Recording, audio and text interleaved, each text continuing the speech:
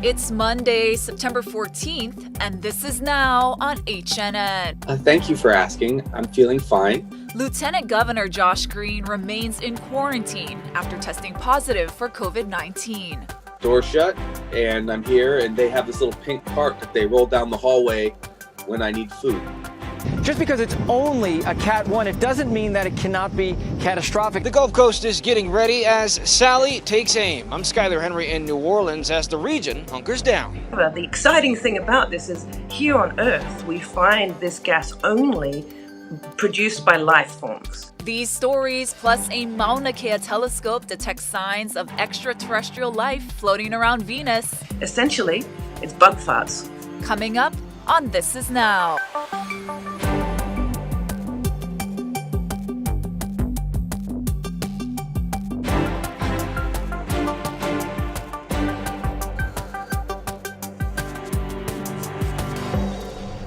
What's up, everyone? Thank you for watching This Is Now. Jonathan and Ashley here. We want to get started with some promising numbers being reported by the State Department of Health. That's right, everyone. There are no new deaths to report today. It's the first day without any fatalities since August 25th.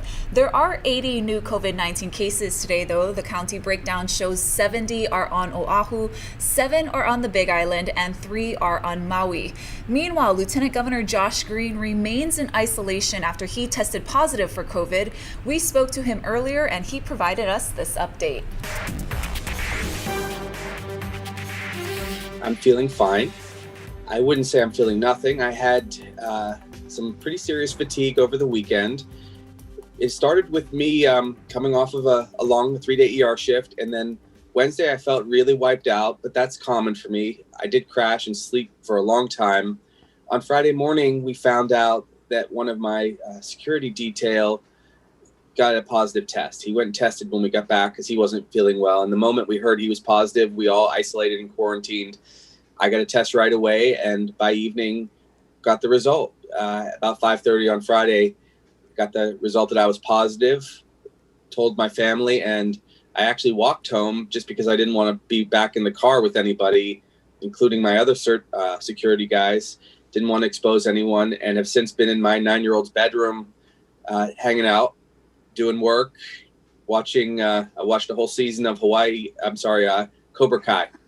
So I'm doing okay, but my symptoms are pretty minimal right now. I'm feeling okay. Oh, that's good. That's good to hear that you're keeping well and that you don't have extreme symptoms. You know, we had reported that the governor was not exposed by you.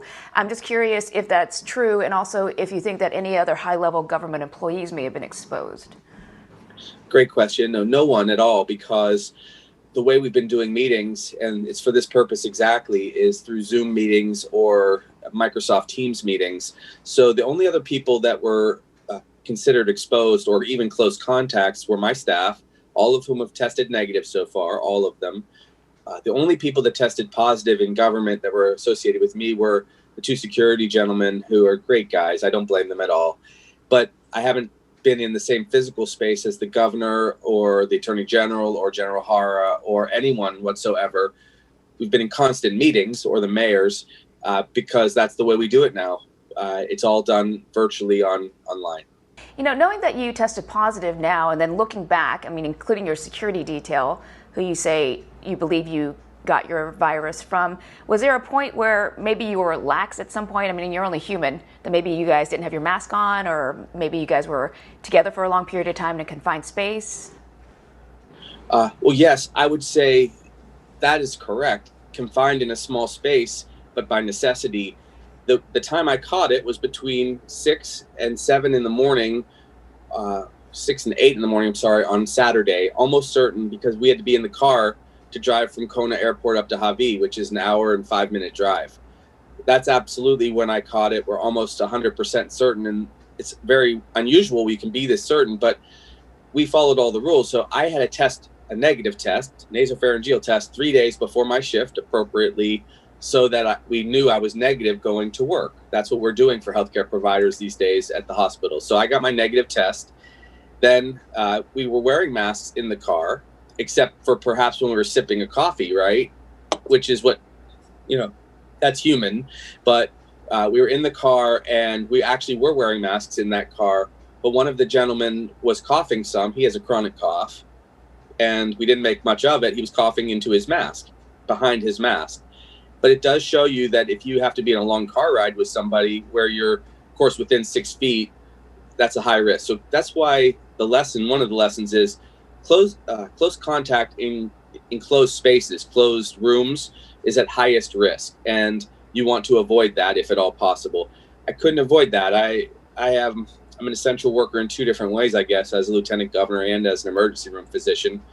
And we have such a shortage of healthcare providers. That's the way it goes. Now, I'm happy to report everyone at the hospital has gotten tested, and to date, everyone's tested negative, even people who couldn't possibly have been connected to me because I was not positive yet. But you get the idea. You can't be too careful, and sometimes it can sneak through, I guess, is one of the lessons. New at noon, the World Health Organization is reporting a record daily jump in coronavirus cases, more than 307,000 in a 24-hour period. We've got Riley Carlson standing by with a look at how the world's countries are trying to stop the transmission. 6 is the magic number now in the UK. That's the new cap on people allowed at a social gathering in most parts of the country, inside or out. It probably puts a question mark more about the measures that were taken earlier, and did we relax too soon, too quickly? Tough coronavirus restrictions like nightly curfews haven't been enough in Israel. The country will lock down again on Friday, just hours before the beginning of the Jewish New Year. Gathering sizes will be capped, people will have to stay close to home, and businesses will be limited for the next 3 weeks. In France, many fear they may be next. I just hope we won't be confined again, says this woman. It's too complicated for the economy and for our personal life. But French authorities may have to do something. New cases are rising by more than 7,200 a day, more than doubling the figures from August. And hospitalizations are trending upward too, with the number of patients in intensive care the highest they've been since June. Although the number of cases is rising, the number of deaths in Europe have remained relatively stable. But the WHO says it expects the death toll to rise in October and November. Riley Carlson, CBS News, London. Today is the last day of Oahu's surge testing program. There will be 5 sites open for a free COVID test. They include Aloha Stadium, Waialaiki Neighborhood Park, the chapel at Kaneohe Marine Corps Base, and the Walmart in Pearl City. The Pier 2 cruise terminal will also be open, but DOT officials say it's mainly to test maritime service workers. More information is available online at doineedacovid19test.com. 2 more residents at the Yukio Ukutsu State Veterans Home have died. The Hilo Medical Center confirmed the deaths yesterday. 4 residents are currently hospitalized, and this weekend, Hawaii County Mayor Harry Kim called for the suspension and replacement of the leadership at the home. I'm not speaking behind anybody's back. I don't like grandstanding. I don't even like this press conference. But we made a promise and we did not keep it. And there should have been people up there trying to correct the wrongs that was already pointed out. In response to the mayor's press conference, Avalon Healthcare Group says they're continuing to work with the VA, state and local health officials, adding that they do not have time to engage in fights other than beating the virus. Excise tax collections continue to dive as the state deals with the COVID slump. We've got Howard Dicus back with us. Glad to have him back. A little roughed up after recovering from a fall. Howard, you're explaining that the economy's sort of in the same shape. Yeah, if not worse. Since the new state fiscal year began July 1st, excise tax revenue is down 25%. Transient accommodations tax revenue is down 92%, but the excise tax plunge matters more because there's more money represented. It's a revenue loss of $158 million in just 2 months, and a 1/4 dive in overall economic activity that it demonstrates. Now, like other states, Hawaii needs federal assistance, but it isn't coming. The Hawaii Restaurant Association is circulating a statement from its national parent group questioning a link between restaurant dining and COVID spread. Basically, the CDC said in a report that people who caught COVID had dined out. But that doesn't mean dining out is how they caught it. It's the difference between correlation and causation. The CDC report surveyed 314 COVID patients from 10 states, with different restrictions and failed to distinguish between coffee shops and bars, which have different customer behavior. The coronavirus has ruined travel plans for so many people. Our Casey Lund is at Daniel K. Inouye International Airport with more. Here at the Inner Island Terminal for the Daniel K. Inouye International Airport, a very eerie but somewhat familiar sight. Quiet this morning, mostly just essential workers traveling for their Monday morning commute, folks in the construction or healthcare industry. But so much of our life and future plans really are focused here at the airport. And whether our plans that have changed are relatively minor things like birthday parties or pauhanas, some of us have been forced to make some pretty serious life decisions because of the pandemic, rescheduling things like weddings or missing out on funerals or other big important events. Now, the state's travel quarantine program is still in effect, and the program that would allow trans-Pacific travelers to avoid the quarantine by taking a COVID-19 test and receiving a negative result before coming here is set to begin October 1st, though it's not clear yet if that will actually happen. Here's what Lieutenant Governor Josh Green had to say this morning about travel. Regarding changes to inter-island travel, I think that people are more conservative about that and reducing the 14-day quarantine because the numbers on Oahu have been so high. My suspicion is that the neighbor island mayors would not particularly go for that, but I can't say for sure. And regarding a test before going on inter-island travel, it's problematic because travel costs $100 round trip and a test costs $140. So I don't know if people would do it. This morning, we shared stories from people about how the travel quarantine and other COVID-19 restrictions have changed their lives this summer, a year that's forced us all to reconsider what we actually need to do and remember just how important the special people in our lives really are. I think this COVID is going to go through 2021. I don't think anybody should travel either right now until, we get the go-ahead. I have a friend that made travel arrangements, and I told him that it's not a good idea. The first thing that for me that comes to mind is the social gatherings. Those small get-togethers with friends, family. I think that's, for me, has been one of the most difficult things. My brother was he was actually going to come for my birthday to surprise me in May and wasn't able to. And my friend had like 3 different times that she made a reservation to come see me and wasn't able to.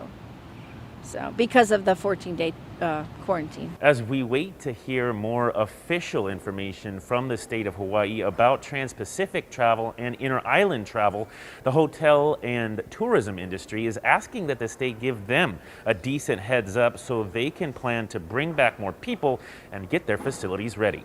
Reporting at the airport, I'm Casey Lund for This Is Now. We're all living through very tough times, and then you superimpose upon it a devastating fire like this, and so it's hard. It's really challenging. Wildfires up and down the West Coast have claimed dozens of lives, and many more people have been reported missing. President Trump visited California today as the state battles a slew of deadly and destructive blazes. Jennifer Bjorklund has more. Wildfires burning across the West bring devastation that's hard to comprehend. But for the people living through it, it is an absolute nightmare. Gone. All these houses in here gone. Entire towns wiped out. Thousands of homes lost. Tens of thousands forced to evacuate. I lost everything except what's in that bag. Erratic, fast-moving flames and harrowing stories of escape. I personally had an interaction with a couple that had barely had time to get out of bed and get out of their front door and jump in the river, where they spent many hours escaping the flames. In Oregon, where 500,000 acres typically burn each year, 1 million acres are left charred in just the past week. Across the region, fire crews stretched to their limits, are working around the clock to dig containment lines. We're just beginning the suppression activity. It's been life safety. Before that, making great headway. We still have a tremendous amount of work ahead of us, hundreds of miles of line to construct on these fires. In California, President Trump met with fire officials and the governor to get an update on the disaster. We want to thank all of the brave fighters. We want to thank these incredible people, the first responders, service members who are racing to the extreme peril, really, of their lives and extreme danger. Across the West, lives and property threatened as fire season continues to rage out of control. Oregon will be getting some relief this week with rain in the forecast, but here in California, dangerous winds are expected to challenge the fire lines these crews have worked hard to put into place. In Chico, California, Jennifer Bjorklund, NBC News. It is peak hurricane season, and that's really easy to see when you take a glance at the Atlantic Ocean right now. Check out this image. The Atlantic has 5 active tropical cyclones at the same time. For only the second time in history this is happening. Of course, all eyes are on the Gulf states right now. Tropical Storm Sally is taking aim. Here's Skylar Henry with the very latest. Parked boats, trailers, and trucks stretched for miles in St. Bernard Parish, Louisiana, as people moved what they could inland ahead of Sally. Anything that's left back there is just going to be flooded out. Crews laid down sandbags as Sally moved closer to the shore. It's expected to make landfall as a Category 1 storm, but meteorologists warn not to be fooled by that designation. Just because it's only a Cat 1, it doesn't mean that it cannot be catastrophic. And the reason why I say that is, first of all, there's going to be nearly Cat 3 type storm surge with this system. In Myrtle Grove, Louisiana, residents moved what they could to higher ground before evacuating. You rather prepare for it and be ready for it rather than not do anything at all and then come back and have to replace everything. Sally could bring with it 2 feet of rain. Some places could see 30 inches. In New Orleans, the mayor issued a warning. We want our people to understand that if we do get too much too soon, then we will take on water. In addition to its own residents, the city of New Orleans is taking care of 12,000 people who evacuated from the southwestern part of Louisiana because of Hurricane Laura a few weeks ago. Most marinas in South Mississippi sit empty. The boats moved to safer locations. Officials say the slow-moving nature of the hurricane is concerning. The longer it stays out in the Gulf of Mexico, the more and higher the likelihood is that it continues to grow in size and scope and severity.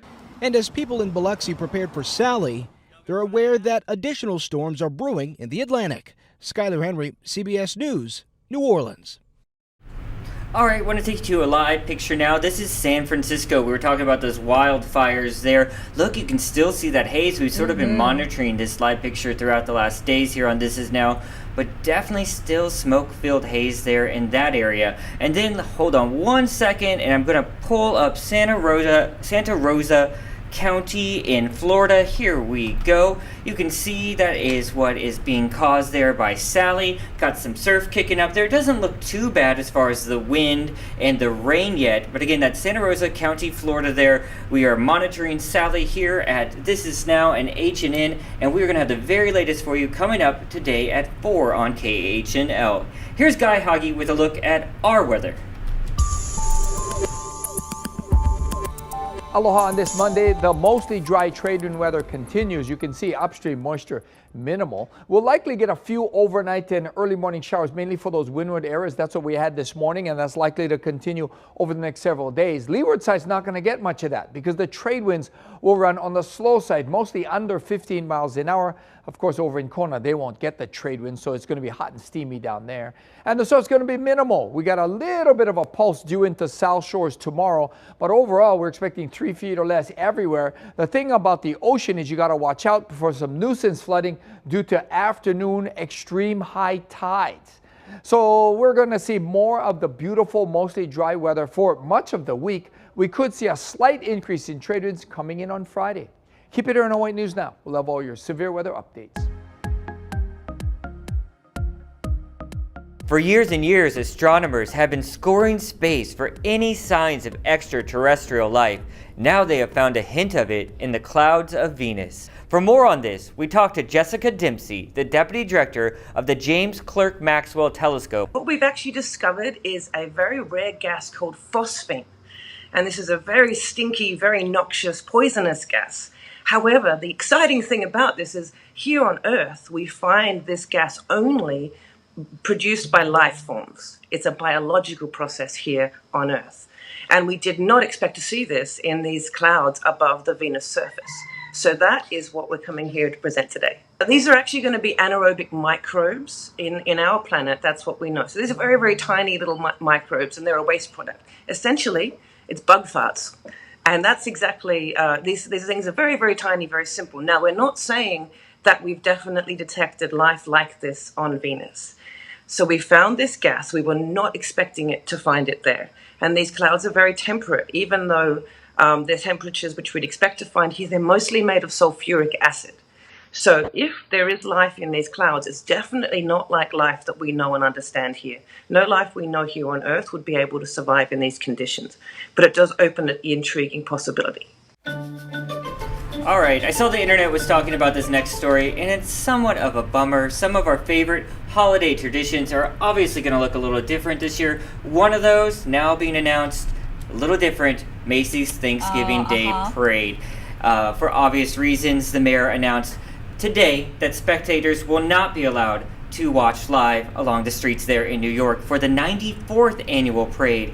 So, it will still be televised and streamed online. Event organizers are promising a reimagined version of the iconic holiday event. Are they still going to have the floats and everything? Yeah, I think they would, but I don't know. I guess they're social distance enough, or maybe they'll be wearing proper PPE. But yeah, it'd definitely be a different vibe, and I'm sure they'll have different references to, of course, what's going on now around the world. So we'll have to wait and see. It's definitely a holiday tradition I take part in every year I get up and watch it. Here we get to watch it on delay. That's right. And speaking of holiday traditions, do you like the candy Peeps, John? I like to put them in the microwave and watch them blow up. Okay, well, if you're one of those people who loves them, bad news, Peeps are on pause. So Peeps won't be in Halloween baskets or Christmas stockings this year, or even Valentine's Day next year, due to a temporary coronavirus-related production halt. Now, the company suspended production back in April to protect its employees' health. The holiday-themed marshmallow treats won't be back in stores until sometime in 2021. One of our executive producers, Anthony, is apparently a big fan. He's the only person I know who loves them, and he's very devastated by the story. Yeah, we were saying we're not huge marshmallow fans, but unless they're in s'mores, right? Yes. Yeah, love me some s'mores. All right, got some more food news for you. Pepsi's coming out with something new, and it's promising to help calm and stress. Okay. Yeah, it's called Driftwell. The company says the drink is loaded with an amino acid that helps calmness and improves focus and helps with sleep. Some of our sunrise friends would probably want some of this. It's going to be available in stores later this year. Very cool. Oh, I'm sorry, online later this year, in stores next year. I see. And this is really interesting, you guys. So we've told you that Taco Bell is removing some items from its menu, but it's adding something special to pair with all its cheesy foods. Taco Bell is debuting its own custom wine called Jalapeno Noir that apparently goes nicely with its toasted cheesy chalupa. Now, this combo is only going to be available in Canada, where the wine is made. The limited edition red is said to have notes of wild strawberry, cherry, and beetroot, and it won't be sold in the US, but the company says it does plan to sell both food and boozy drinks at some of its cantina locations in the US. That's why I'm like, how do they have a liquor license? Right. But yeah, they have the special cantina stores. Gotcha. That's right. Special holiday today. Today is September 14th, and it's National Cream-Filled Donut Day. So cream-filled donuts come in so many varieties, and bakeries have become creative with their fillings. Now, to celebrate National Cream-Filled Donut Day, you're supposed to go out and buy some, bring some to work, surprise your neighbor with one, or you can even try and make them at home. Yeah, who got some donuts this weekend? Who's that? This is Ashley's donut box from yesterday, before and after. Oh man, these aren't cream filled, but they're awesome. They're Holy Grail donuts. They're a company from Kauai. They just expanded here on Oahu, and yes, I ate the whole box. Yeah. All by myself. Well, now I'm hungry. We're gonna have to get out of here. Have a good one, guys. See ya.